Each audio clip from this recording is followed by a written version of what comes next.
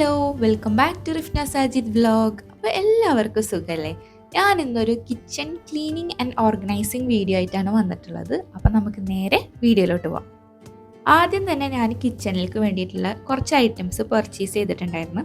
അപ്പോൾ അതൊക്കെ നിങ്ങൾക്ക് കാണിച്ചു തരാം. ഈ ഒരു ഫസ്റ്റ് വൺ എന്ന് പറയുന്നത് ഈ ഒരു വൈറ്റ് കളറിൽ വരുന്ന മാറ്റാണ് കേട്ടോ. ഇത് ഞാൻ കൂടുതലും വാങ്ങിക്കാൻ കാരണം നമ്മൾ വീഡിയോസൊക്കെ ചെയ്യുമ്പം ഇങ്ങനെ കുക്കിംഗ് വീഡിയോസ് ഒക്കെ ചെയ്യുമ്പോൾ ഇത് താഴെ വിരിച്ചിട്ട് വെക്കാൻ നല്ല രസമായിരിക്കും, നല്ല ഭംഗിയുണ്ട് കാണാനായിട്ട് അതിൻ്റെ ഡിസൈനും കാര്യങ്ങളൊക്കെ. പിന്നെ സെക്കൻഡ് വൺ ഞാൻ വാങ്ങിച്ചിട്ടുള്ളത് ഈ ഒരു റാക്കാണ് കേട്ടോ. ഇത് നമ്മൾ കത്തിയും സ്പൂണും സിസേഴ്സും അങ്ങനെയുള്ള സംഭവങ്ങളൊക്കെ നമുക്കിങ്ങനെ ഓരോരോ കള്ളിയിലാക്കി വെക്കാം. ഇതിൻ്റെ താഴെ വെള്ളം കളയാനുള്ള ഒരു ഭാഗമുണ്ട്. അപ്പോൾ ഞാൻ മുൻപ് ഇങ്ങനെ പ്ലാസ്റ്റിക്കിൻ്റെ ബോട്ടിലാക്കിയിട്ടാണ് വെച്ചിട്ടുണ്ടായിരുന്നത് കേട്ടോ. അപ്പോൾ അതിൻ്റെ താഴെ ഹോൾസ് ഒന്നും ഇല്ലാത്ത കാരണം ബുദ്ധിമുട്ടാണ് വെള്ളം കളയലും കാര്യങ്ങളൊക്കെ. അപ്പോൾ ഇത് വാങ്ങിച്ചപ്പോൾ പിന്നെ ഭയങ്കര ഹാപ്പിയായി കണ്ടാൽ നമുക്ക് അതിൻ്റെ ഉള്ളിൽ കറക്റ്റായിട്ട് ഓർഗനൈസ് ചെയ്ത് വെക്കാം. തേർഡ് വൺ ഞാൻ വാങ്ങിച്ചിട്ടുള്ളത് ഈ ഒരു സ്പൈസ് ബോക്സ് ആണ്.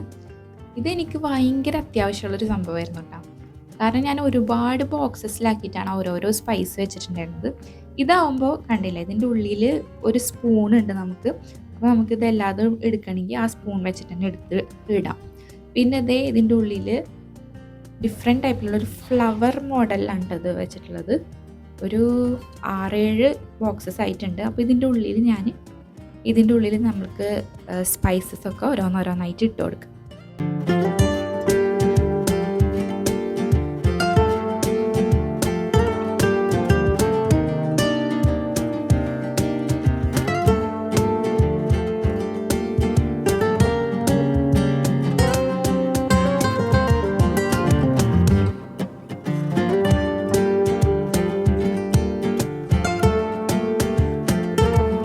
ഇപ്പോൾ ഞാൻ എല്ലാ സ്പൈസസും ഓരോ ബോക്സസിലാക്കിയിട്ട് ഇങ്ങനെ വെച്ചിട്ടുണ്ട്. ഇപ്പോൾ നമുക്ക് കാണാൻ തന്നെ നല്ല ഭംഗിയുണ്ട്, അല്ലെങ്കിൽ നല്ല ഈസി ആയിട്ട് നമുക്ക് എടുത്തിടാൻ പറ്റും.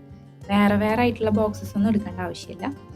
അപ്പോൾ ഈ ഒരു ബോക്സ് സെറ്റ് ആയിട്ടുണ്ട്. ഇനി ഞാൻ യൂസ് ചെയ്തിരുന്ന ഈ ഒരു സ്പൈസസ് ഇട്ട് വെക്കാനായിട്ട് യൂസ് ചെയ്തിരുന്ന ബോക്സസ് കാണിച്ചു തരാം. ഒരു 6 ബോക്സിലായിട്ടാണ് ഞാനിങ്ങനെ ഇതെല്ലാം വെച്ചിട്ടുണ്ടായിരുന്നത്. അപ്പോൾ ഇങ്ങനെ ഭയങ്കര ഡിഫിക്കൽട്ടാണ്, എടുക്കാൻ വേണ്ടി ഓരോ ബോക്സ് ഓപ്പൺ ആക്കേണ്ടി വരും. അതും ഏതിൽ എന്തായിരിക്കണമെന്നൊന്നും അറിയണ്ടാവില്ല. അപ്പോൾ ഇതെന്തായാലും അടിപൊളിയായി. അപ്പോൾ ഇത്രയും ബോക്സ് ഇരിക്കുന്ന സ്ഥലത്ത് ഈ ഒരൊറ്റ ബോക്സ് വെച്ചാൽ മതി. അപ്പോൾ അത് സെറ്റ് ആയിട്ടുണ്ട് കേട്ടോ. പിന്നെ ഒരു ഐറ്റം കൂടി വാങ്ങിച്ചിട്ടുണ്ട്. അത് കട്ടിംഗ് ബോർഡാണ്. ഒരു വുഡൻ കട്ടിംഗ് ബോർഡ് വാങ്ങിച്ചിട്ടുണ്ട്. അപ്പോൾ വുഡൻ കട്ടിംഗ് ബോർഡ് ഞാൻ വാങ്ങിക്കാറില്ല. എന്തെങ്കിലും പ്ലാസ്റ്റിക്കിൻ്റെ ബോർഡാണ് ഉള്ളത് കേട്ടോ. അപ്പോൾ അതൊരു വിധം അയക്കണം. അത് കാരണം ഞാൻ ഈ ഒരു ബോർഡ് വാങ്ങിച്ചതാണ്.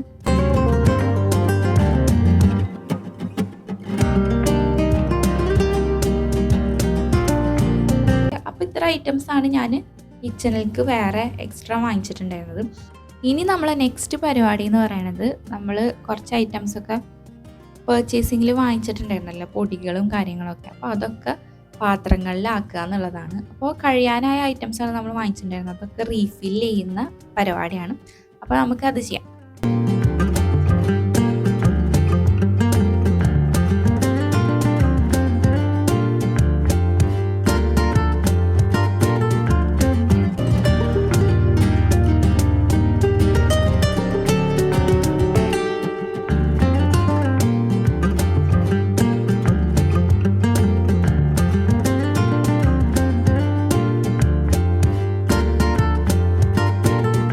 ഫ്രിഡ്ജിലേക്ക് വെക്കാനുള്ള ഐറ്റംസ് വെക്കുന്നതിന് മുന്നേ ഫ്രിഡ്ജൊക്കെ നന്നായി ക്ലീൻ ചെയ്തതിന് ശേഷം വെക്കാമെന്ന് വിചാരിച്ചു.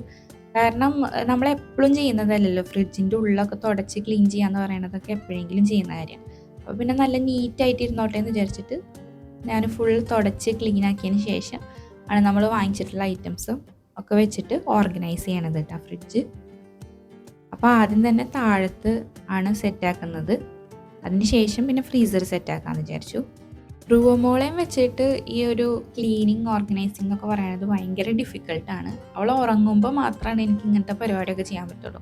അവൾ എണീച്ചിരിക്കുകയാണെന്നുണ്ടെങ്കിൽ പിന്നെ അവൾ ഫുൾ കരച്ചിലും കാര്യങ്ങളൊക്കെ ആയിരിക്കും. ഒന്നല്ലെങ്കിൽ അവൾ എടുക്കണം, അല്ലെങ്കിൽ അവൾ അടുത്തിരുന്നിട്ട് കളിക്കണം നമ്മളും കൂടി. അങ്ങനെ ഓരോ കാര്യങ്ങളൊക്കെ ഉണ്ട്.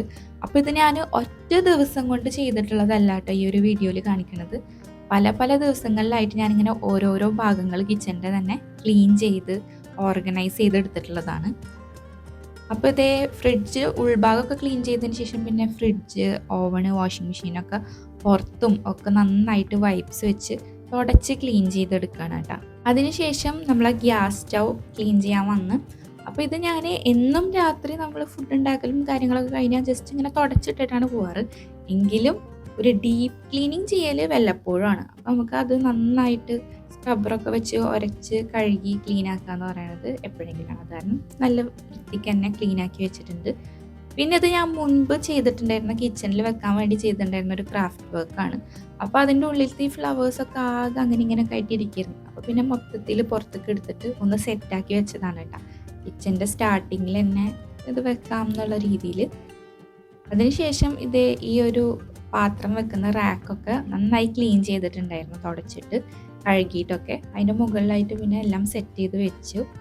പിന്നെ ഫൈനൽ പരിപാടീസ് എന്ന് പറയണത് അടിക്കുക, തുടക്കുക എന്നൊക്കെ ഉള്ളതാണ്. അങ്ങനെ പിന്നെ കിച്ചൺ അടിച്ചു വാരി തുടക്കലൊക്കെ ചെയ്തു. ഞാനിപ്പോൾ ഈ കിച്ചൺ ചെയ്ത പോലെ തന്നെ എനിക്ക് ആഗ്രഹമുണ്ട് ഇനി നമുക്ക് റൂമും ഇതുപോലെ ഓർഗനൈസ് ചെയ്യണം, അതുപോലെ ഹാളും ചെയ്യണം എന്നൊക്കെ ഇൻഷാ അല്ലാഹ്. അപ്പോൾ ഇത്രയൊക്കെയാണ് നമ്മളുടെ കിച്ചൺ ക്ലീനിങ് ആൻഡ് ഓർഗനൈസിങ് പരിപാടികൾ. നിങ്ങളെ ബോറടിപ്പിക്കണ്ടെന്ന് വിചാരിച്ചിട്ട് ഞാനങ്ങനെ കംപ്ലീറ്റ് ആയിട്ട് എല്ലാം കാണിച്ചിട്ടുണ്ടായിരുന്നില്ല, കുറച്ച് ഭാഗങ്ങളായിട്ടാണ് കാണിച്ചത്. അപ്പോൾ ഇന്നത്തെ ഈ ഒരു വീഡിയോ നിങ്ങൾക്ക് എല്ലാവർക്കും തന്നെ ഇഷ്ടപ്പെട്ടിട്ടുണ്ടാവുമെന്ന് വിചാരിക്കുന്നു. ഇഷ്ടപ്പെട്ട് കഴിഞ്ഞാൽ എല്ലാവരും ലൈക്ക് ചെയ്യുക, ഷെയർ ചെയ്യുക, സബ്സ്ക്രൈബ് ചെയ്യുക. ഇനിയും ഇതുപോലെയുള്ള നല്ല നല്ല വീഡിയോസായിട്ട് നമുക്ക് കാണാം. അതുവരെ എല്ലാവർക്കും ടാറ്റാ ബൈ.